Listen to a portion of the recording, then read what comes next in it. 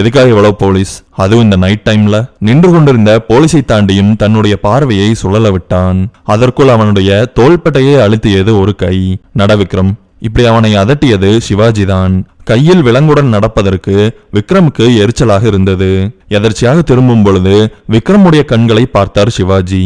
அந்த மங்கலான வெளிச்சத்தில் அவனுடைய 2 கண்களும் பிரகாசமாக மெளிர்ந்து கொண்டிருந்தது. அந்த அச்சுறுத்தும் பார்வையை அவரால் சந்திக்க இயலவில்லை. நட விக்ரம்.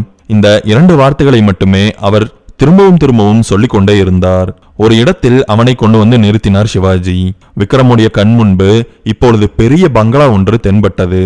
அந்த இரவு வேளையிலும் அந்த பங்களாவின் உருவம் மிகவும் மிரட்டுவதாகவே இருந்தது.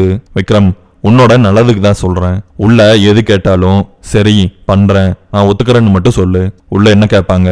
அவனுடைய கடுமையான குரலை கூட அவரால் கேட்க முடியவில்லை. நான் சொல்ற மாதிரி பண்ணு, அதுதான் உனக்கு நல்லது. என்ன வரப்போகிறது என்று தெரியாமல் எப்படி சரி என்று சொல்ல முடியும்? இதுவே அவனுடைய யோசனையாக இருந்தது. உங்களுக்கு கதை கேட்கறதுன்னா ரொம்ப பிடிக்கும்னா அஸ்வின் தமிழ் நாவல்ஸை சப்ஸ்கிரைப் பண்ணிருங்க.